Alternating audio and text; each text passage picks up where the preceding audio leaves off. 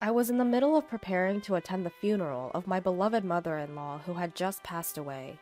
Then all of a sudden, my phone rings. "Don't you dare come to the funeral. Go back to your parents' house in the countryside right away." What? Confused but obedient, I immediately headed home to the rural Midwest where I was from. Later, I found out from my husband about the existence of his estranged, despicable sister, Jessica. "So mom's dead, huh? How much of the inheritance do I get?" The audacity of her trying to profit from my mother-in-law's inheritance. Unforgivable. I decided then and there to protect my mother-in-law's honor and fight against this vile sister-in-law. In the end, after a fierce war of words, my sister-in-law ended up in a dark, cold cell. My name is Kristen, a typical housewife. I'm married to Charles, a company employee, and we lead a blissfully happy life together. I've heard that many women struggle with their relationships with their husband's family after marriage, especially between a daughter-in-law and her mother-in-law, where there are often rumors of covert and brutal conflicts. I, too, had such a gloomy perception. However, fortunately, I've been able to lead a worry-free marital life in that regard. Yes, I had a great relationship with my husband's mother, Charlotte. For instance, "Kristen, what do you think of this cardigan? I knitted it thinking it might suit you." "For me? Thank you. It's adorable. And your knitting is really impressive." "I'm glad you like it. The wind is getting chilly, so be careful not to catch a cold." "Absolutely. Hey, if it's all right with you, could you teach me how to knit sometime?" It was just like that. Charlotte's smile was always filled with warmth and kindness. I owed her so much. She had even helped us financially at times. I loved my gentle mother-in-law and considered her like a second mother. But then, "Kristen, Mom passed away in the hospital." I received the news of Charlotte's death just the other day. I was shocked by her passing, and for a while I could hardly eat anything. But I guess that's reality, and I have to accept it. Come to think of it, Charlotte had been diagnosed with terminal cancer a few years ago and had been undergoing chemotherapy treatments ever since. It must have been a really tough fight. Whenever I visited her, Charlotte always greeted me with a smile. Surely she was doing her best not to worry us. I couldn't stand around just crying for her. I decided to send her off with a smile. With that in mind, I was getting ready to attend my mother-in-law's funeral, which was to be held at my husband's family home. Then, all of a sudden, my cell phone, sitting on the table, started ringing. Curiously, I checked my phone and saw my husband's family's number displayed on the screen. My husband had gone ahead to prepare for the ceremony. Maybe he'd forgotten something. I casually picked up the phone and put it to my ear. However, "Kristen, don't come to the funeral. Go back to your parents' house in the countryside right away." My husband's frantic voice echoed from the phone. "Wait, what? You want me to go back to my parents' house? Why are you in such a panic?" "Sorry, we had a bit of a problem at the venue. I'll explain everything once we meet up." Naturally, I was confused by my husband's words. What on earth was he talking about when he said problem? And I'd never seen him so flustered before. "Alright, calm down. For now, I'll do as you said and head to my parents' house." "Take a cab. I'll be right there. Bye." With that, he hung up. Truth be told, my mind was filled with question marks. But if Charles said so, there must have been a good reason. So I changed my plans to go from my husband's family home to my parents' house under a significant pressure. "Kristen, what's going on? Today's Charlotte's funeral, isn't it?" "Well, come in first. We'll talk inside." When I explained the situation, they were just as puzzled as I was a moment ago. However, without my husband's arrival, there was no way to elaborate. We nervously waited for my husband to arrive. About an hour later, my husband burst into the house. "Kristen, are you okay?" "I'm fine, but what happened to your hand?" Looking, I saw that my husband's hand was wrapped in a bandage. My husband touched his injured hand, making a terribly difficult expression. Next, he started to explain what happened at his parents' house and the whole circumstances surrounding it. Apparently, my husband has a sister 3 years older than him named Jessica. But this Jessica was a very undutiful daughter, causing troubles for the family from a young age. It turns out she's had more run-ins with the police than one could count. His mother, Charlotte, never gave up on such a daughter and always kept apologizing to people around them. And she even took responsibility for the debt that Jessica created. "I'll definitely pay it back, okay? Please, Mom." She believed her daughter's words, but Jessica betrayed that promise and left home. Jessica was cut off from my husband's family, and it has been a no-contact situation until today. And then Jessica showed up at his parents' house on the day of her mother's funeral. After so much time, one might think she would have grown a bit. However, the words that came out of Jessica's mouth were, "So Mom's dead, right? How much of the inheritance can I get?" Of course, my husband was furious with her attitude. Was that the first thing to say after their mother's death? He went on to angrily tell his sister that she was disinherited a long time ago. And also, to Charlotte, her daughter was no longer Jessica, but Kristen. In other words, me. What? Kristen? Who's that woman? It's ridiculous if she can inherit and the real daughter can't. Upon hearing the truth, Jessica became enraged, her face turning red. Then, she snatched my husband's phone and stormed out of the house in her car, hurling hostile words towards us. Apparently, the injury to my husband's hand was from her biting him at that time. I remotely locked the phone right away, but it seemed she might have found out our house location and Kristen's face from the contact list and photos. Oh my, I can't believe my ears! I was speechless for a moment after hearing my husband's words. I was surprised to learn for the first time that Charlotte had a daughter, and it was even more shocking that she was such a terrible person. "I'm sorry for hiding about my sister. It's my family issue. But now..." My husband apologized with a pained expression. We were thinking of how to deal with the situation, trying to cheer up my distressed husband. "Well, we should probably stay away from our city home for a while, just in case," he said. "Is our rural home address safe?" Yes, I didn't store that information on my phone. So for precautionary reasons, we decided to stay at our rural home. And then, as the new day dawned, the sun rose and the chirping of the birds filled the air. "I'm off to work. If anything comes up, give me a ring on my spare phone." "Okay, have a good day." I watched my husband drive off to work, a smile on my face. But inside, I was a whirlwind of anxiety. What if my sister-in-law showed up? What if she attacked me? These worries tormented me constantly. Whenever I closed my eyes, I saw Jessica's raging face at my husband's family home. But to my surprise, life at our rural home was peaceful. Day after day passed without incident, and time flowed tranquilly. The anxieties and tension that had bothered me were gradually subsiding, now barely a flicker. If only this issue with my sister-in-law could simply disappear. I started to think optimistically. That's when the situation changed. "Excuse me, is the couple Charles and Kristen at home?" That day, a police officer from the local precinct came to our house. What's this about?" I hesitantly asked, filled with a dreadful premonition, and it turned out to be spot on. Apparently, our city home had been burglarized. The police had just received a call from the scene.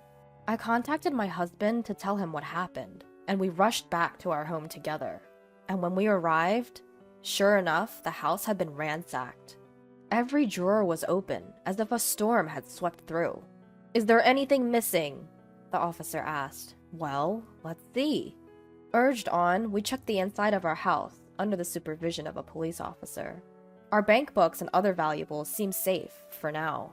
However, a few $100s that should have been in our dresser were gone. By the way, according to a neighborhood investigation, a suspicious woman had been spotted around here several times over the past few days. This woman was reportedly shouting in front of our house, yelling things like, "Come out!" and "Pay me back!" Charles, could that be? I'm pretty sure. I'd bet 90% sure that it's Jessica. My husband nodded while looking at me. We explained the recent issue with my sister-in-law to the police. The matter of the disrupted funeral, the stolen smartphone, and my husband's injured hand, the police responded rather smoothly. It was probably because we had previously reported the smartphone incident to them. Afterward, we had to give a more detailed account at the police station and didn't get back to our rural home until it started to get dark. The burglar was caught soon afterward. As expected, the culprit was Jessica, my sister-in-law. According to the police, she was audacious enough to stay in a hotel near the crime scene after the burglary. She was supposedly taken into custody while nonchalantly receiving a massage from room service. Of course, she paid for all of this with the money she stole from our house. Even though she admitted to the crime, she was denying the burglary. Although I didn't understand the details, it seemed that when the crime involved family, things weren't so straightforward. Anyway, we were called back to the police station again. Guided by the officer in charge, we were led into the room, and there sat a brunette woman, sulking in her chair. Suddenly, she blurted out indignantly, "Charles, how could you do something like this to your own family? It's unbelievable." Jessica showed no remorse at all. In fact, she didn't even seem to think she had done anything wrong. She probably acted like this during the police interrogation too. According to her, she didn't enter the house with the intent to burglarize it. She claimed she had come to discuss inheritance matters, but since we were always away, she had no choice but to break the window and enter. Even the money she stole was only necessary for her to stay in a nearby location, so she said. In other words, it was all our fault. What a short-sighted and selfish way of thinking. To think that such a dangerous person harbored resentment against me. If I had bumped into her while I was alone, who knows what could have happened. The thought alone made me shudder. Meanwhile, my husband Charles and my sister-in-law were engaged in a heated argument.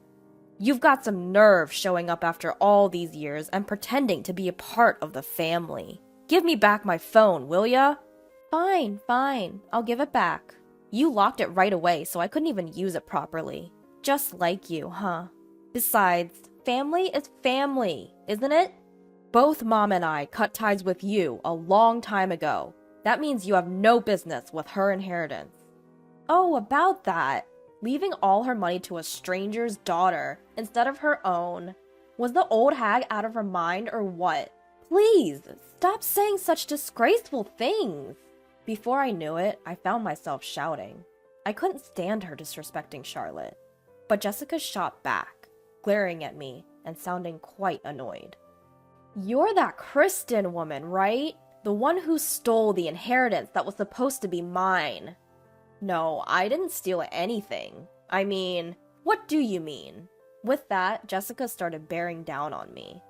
I hate to admit it, but her intense stare had me frightened. I lost the words I was about to say. Jessica seemed to see right through me, snorted, and began to laugh, looking as if she had just won a victory. At that moment, the police officer sitting with us coughed lightly and stepped in. "Let's all calm down, folks. It seems there's a lot going on, so why don't you have a family discussion first?" He must have decided it was a family matter from our exchange. "We can discuss the matter of the charges and everything else later," he said, bringing the situation under control. Later on, we set up a formal discussion at our in-laws' home. In a living room covered with carpets, Charlotte's relatives gathered around a large table. In the midst of this tense atmosphere, it was Jessica who spoke first.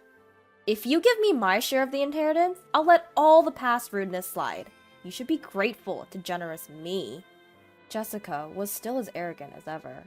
Well, it was to be expected. There was no way someone who hadn't changed in over a decade would change in just a few days. Every time she opened her mouth, she kept insisting, "Give me the inheritance. Drop the charges." Of course, we had no intention of meeting her demands. "We've said it over and over. You were disinherited, so you can't receive any of Mom's inheritance." "Well then, why don't you guys give me some money after you receive the inheritance?" "There's no way that absurd idea is going to fly," my husband said, visibly frustrated. I calmed my husband and then turned to her, doing my best to remain level-headed. "Jessica, did you read all of Charlotte's will? There was a section about you too. I'm only interested in the part about the inheritance. The rest is probably just her grievances against me." "No, Charlotte was concerned about you. She was filled with regret." "Well then, she should have given me the inheritance, even more so." With that, Jessica scoffed in annoyance. My blood was boiling, yet I felt overwhelmingly sad. She saw her own mother, Charlotte, as nothing more than a convenient tool. Charlotte didn't give you any money because she knew she couldn't change you with it, I said without waiting for her response. I can't let a despicable person like you have even a cent of Charlotte's money. You're telling me you've got some nerve, considering you're not even blood related. I don't want to hear that from someone who dismissed their own blood ties. Facing my words, Jessica faltered for a moment. Then her eyes narrowed sharply, glaring at me. It's an ugly, terrifying look. But this time, I couldn't look away. There's nothing more to discuss. Please, leave now, I said, locking eyes with the intimidating Jessica. Suddenly, Jessica lunged across the table at me, either out of rage or fear. But she was immediately restrained by my husband and other family members present. 10 minutes later, she was forcefully escorted out by the police who arrived at the scene. All the while, she continued spouting off insults, but by the time she was put into the patrol car, she had completely lost her spirit, slumping her shoulders. Afterwards, I heard Jessica ended up in prison. Our report of the incident had been officially accepted. Apparently, Jessica had a large amount of debt from loan sharks. It seemed that her obsession with Charlotte's inheritance was due to this hidden circumstance. Regardless, she's expected to lead a miserable life, never to see the light of day again. She just doesn't understand a parent's love. She made her bed, now she has to lie in it. We were reflecting on the recent events in our home, which was finally neat and tidy again after a long time. As my husband offered incense in front of my mother-in-law's portrait, he said, "I was surprised, Kristen, to see you argue so bravely." Well, that's because I read mother-in-law's will again. The truth is, I had read my mother-in-law's will again the day before talking with my sister-in-law. I hadn't really had the time to thoroughly go through it before. The will was filled with Charlotte's passionate feelings, almost like a letter. Every word she had written stirred me up. Charlotte had always been concerned about her child. Without leaving a single grudge, she worried about her well-being, and she bravely departed for heaven, hoping for our happiness as a couple. She would have wanted to do many things for her real daughter. As I held my cardigan tight, I started to tear up thinking about my mother-in-law. Seeing me like that, my husband tried to cheer me up. "Kristen, would you knit something for me too?" "Sure, I'll show you mother-in-law's knitting technique," I said, wiping the tears from the corner of my eyes with a smile. We'll make good use of her inheritance. From then on, I vowed in my heart to live a happy life for Charlotte's sake as well.